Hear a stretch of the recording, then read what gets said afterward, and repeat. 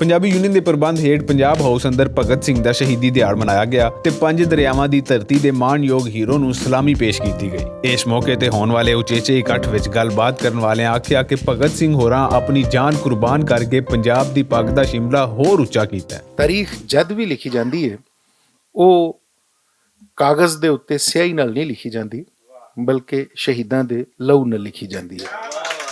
ਤੇ ਪੰਜਾਬ ਦੀ ਤਾਰੀਖ ਦਾ ਸਭ ਤੋਂ ਸੁਚੱਜਾ, ਉੱਚਾ ਤੇ ਸੋਹਣਾ ਬਾਬ ਜਿਹੜਾ ਲਿਖਿਆ ਉਹ ਜਦੀਦ ਪੰਜਾਬ ਦੀ ਤਾਰੀਖ ਭਗਤ ਸਿੰਘ ਨੇ ਆਪਣੇ ਲਹੂ ਨਾਲ ਲਿਖੀ ਤੇ ਸਾਬਤ ਕੀਤਾ ਕਿ ਪੰਜਾਬ ਦੀ ਧਰਤੀ ਕਦੀ ਵੀ ਬਾਂਝ ਨਹੀਂ ਹੁੰਦੀ। ਉਹ ਦੁੱਲੇ ਖਰਲ ਜੈ ਪੁੱਤਰ ਜੰਮਣ ਤੋਂ ਬਾਅਦ ਭਗਤ ਸਿੰਘ ਜੈ ਪੁੱਤਰ ਵੀ ਜੰਮਦੀ ਹੈ। ਅੱਜ ਆਪਣੇ ਪੰਜਾਬੀ ਦੇ ਉਸ ਪੁੱਤਰ ਨੂੰ ਖਰਾਜੇ ਤਹਿਸੀਨ ਪੇਸ਼ ਕਰ ਰਹੇ ਹਾਂ ਜਿਨੇ ਦੁਨੀਆ ਦੀ ਸਭ ਤੋਂ ਵੱਡੀ ਤਾਕਤ ਦੇ ਨਾਲ ਅੱਡਾ ਲਾਇਆ ਔਰ ਉਹਨੂੰ ਦੱਸਿਆ ਕਿ ਪੰਜਾਬ ਦੀ ਜਿਹੜੀ ਇਹ ਸਰਜ਼ਮੀਨ ਹੈ, ਪਾਕ ਸਰਜ਼ਮੀਨ, ਬਾਂਝ ਨਹੀਂ ਹੈਗੀ। ਤੇ ਪੰਜਾਬ ਹਾਊਸ ਤੇ ਮੁਦੱਸਰ ਇਕਬਾਲ ਭੱਟ ਸਾਹਿਬ, ਘੁੰਮਣ ਸਾਹਿਬ, ਮੈਨੂੰ ਤਾਂ ਇਹਨਾਂ ਤੇ ਨਾਜ਼ ਹੈ। ਮੈਂ ਜੰਮਪਲ ਤੋਂ ਪੰਜਾਬੀ ਹਾਂ, ਲੇਕਿਨ ਮੈਂ ਇਹਨਾਂ ਵੱਲ ਵੇਖ ਕੇ ਪੰਜਾਬੀ ਹੋਇਆ। ਪੰਜਾਬ ਧਰਤੀ ਹਮੇਸ਼ਾ ਤੋਂ ਮਜ਼ਾਹਮਤ ਤੇ ਦਲੇਰੀ ਦੀ ਅਲਾਮਤ ਰਹੀ ਹੈ।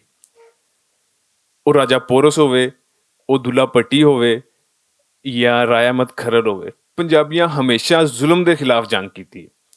ਤੇ ਅੱਜ ਅਸੀਂ ਜਿਸ ਪੰਜਾਬੀ ਪੁੱਤਰ ਜਾਂ ਪੰਜਾਬੀ ਸ਼ੇਰ ਜਵਾਨ ਵਾਸਤੇ ਇਕੱਠੇ ਹੋਏ ਹਾਂ ਉਹ ਭਗਤ ਸਿੰਘ ਹੈ, ਜਿਹਨੇ ਅੰਗਰੇਜ਼ ਦੇ ਸਾਮਰਾਜੀ ਨਿਜ਼ਾਮ ਦੇ ਖਿਲਾਫ ਜੰਗ ਲੜੀ ਤੇ ਆਪਣਾ ਲਹੂ ਦੇ ਕੇ ਉਸ ਤਹਿਰੀਕ ਨੂੰ ਅੱਗੇ ਵਧਾਇਆ ਜਿਹੜੀ ਅੱਜ ਤੱਕ ਚੱਲ ਰਹੀ ਹੈ। ਭਗਤ ਸਿੰਘ ਦਾ ਕਿਰਦਾਰ ਤੇ ਨਾਮ ਜਿਹੜਾ ਹੈ ਉਹ ਕਿਸੇ ਵੀ ਮੇਰਾ ਟ੍ਰਿਬਿਊਟ ਦਾ ਜਾਂ ਤਾਰੀਫ ਦਾ ਮੁਹਤਾਜ ਨਹੀਂ ਹੈ ਔਰ ਨਾ ਹੀ ਅਸੀਂ ਆਪਣਾ ਫਰਜ਼ ਅਦਾ ਕਰਦੇ ਹਾਂ। ਸਾਡੇ ਉੱਤੇ ਕਰਜ਼ਾ ਜਿਹੜਾ ਅਸੀਂ ਅਦਾ ਕਰਦੇ ਉਹਨਾਂ ਦਾ ਨਾਂ ਲੈ ਕੇ, ਉਹਨਾਂ ਦਾ ਨਾਂ ਜਿਹੜਾ ਵਾ ਸਾਡੀ ਤਾਰੀਫ ਨਾਲ ਵੱਡਾ ਨਹੀਂ ਹੋ ਜਾਣਾ, ਪਰ ਬਹਰਹਾਲ ਸਾਡਾ ਕੱਦ ਜ਼ਰੂਰ ਉਹਨਾਂ ਦੀ ਵਜ੍ਹਾ ਤੋਂ ਉੱਚਾ ਹੁੰਦਾ ਵਾ ਤੇ ਉਹ ਅਸੀਂ ਹਮੇਸ਼ਾ ਉੱਚਾ ਕਰਦੇ ਰਹਾਂਗੇ। ਮੁੱਖ ਪ੍ਰਾਹੁਣੇ ਆਖਿਆ ਕਿ ਧਰਤੀ ਦੀ ਪਛਾਣ ਉਹਦੇ ਸ਼ਹੀਦ ਬਣਦੇ ਨੇ। ਆਪਣੀ ਹੋਂਦ ਲਈ ਜਵਾਨਾਂ ਨੂੰ ਕੁਰਬਾਨੀਆਂ ਦੇਣੀਆਂ ਹੀ ਪੈਂਦੀਆਂ। ਆਪਣੀ ਲਾਸਾਨੀ ਕੁਰਬਾਨੀ ਦੇ ਕੇ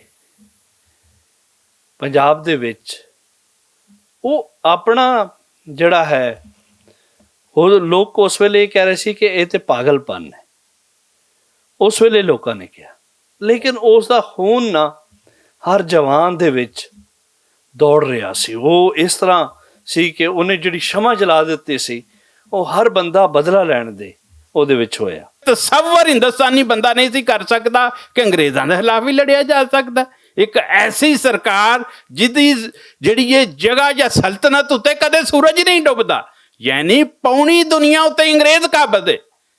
ਕਿਸੇ ਇੱਕ ਹਿੱਤੇ ਉੱਤੇ ਕੋਈ ਨਾ ਕੋਈ ਸੂਰਜ ਉਹਦੀ ਚੜ੍ਹਿਆ ਹੀ ਰਹਿੰਦਾ ਹੈ। ਏਡੀ ਵੱਡੀ ਤਾਕਤ ਨੂੰ ਲਲਕਾਰਨ ਵਾਲੇ ਬੰਦੇ ਪੰਜਾਬੀ ਸਨ। ਔਰ ਇਹਨਾਂ ਵਿਚਾਰਿਆਂ ਕੀਤਾ ਕੀ? ਇਹਨਾਂ ਪਹਿਲਾਂ ਉੱਥੇ ਤਹਿਰੀਕ ਚਲਾਈ, ਆਪਣੇ ਜੇ ਹੋਰ ਬੰਦੇ ਤੇ ਬੀਬੀਆਂ ਇਕੱਠੀਆਂ ਕੀਤੀਆਂ ਜਿਹਦੇ ਵਿੱਚ ਜਿਹੜਾ ਹੋਰ ਵੀ ਯਾਨੀ ਬੜੀਆਂ ਸ਼ਖਸੀਅਤਾਂ ਸ਼ਾਮਲ ਹੋਈਆਂ। ਭਗਤ ਸਿੰਘ ਦੀ ਯਾਦ ਵਿੱਚ ਹੋਏ ਇਸ ਇਕੱਠ ਵਿੱਚ ਇਹ ਵੀ ਮਿਥਿਆ ਗਿਆ ਕਿ ਨਵੀਂ ਨਸਲ ਦੀ ਤਰਬੀਅਤ ਦੇ ਨਾਲ ਪੰਜਾਬੀ ਤਹਿਰੀਕਾਂ ਬਾਰੇ ਜਾਣਕਾਰੀ ਦੇਣਾ ਵੀ ਜ਼ਰੂਰੀ ਹੈ। ਪੰਜਾਬੀ ਦੇ ਉਹ ਲੋਕ ਜਿਨ੍ਹਾਂ ਪੰਜਾਬੀ ਜ਼ੁਬਾਨ ਵਾਸਤੇ ਜਾਂ ਪੰਜਾਬ ਵਾਸਤੇ ਕੁਰਬਾਨੀ ਦਿੱਤੀ, ਪੰਜਾਬ ਹਾਊਸ ਉਹਨਾਂ ਦੀ ਇੱਜ਼ਤ ਅਫਜ਼ਾਈ ਵਾਸਤੇ, ਉਹਨਾਂ ਨੂੰ ਯਾਦ ਕਰਨ ਵਾਸਤੇ ਔਰ ਉਹਨਾਂ ਨੂੰ ਹਮੇਸ਼ਾ ਜ਼ਿੰਦਾ ਰੱਖਣ ਵਾਸਤੇ ਅਮਲੀ ਔਰ ਤਹਿਰੀਰੀ ਕੰਮ ਕਰ ਰਿਹਾ ਹੈ।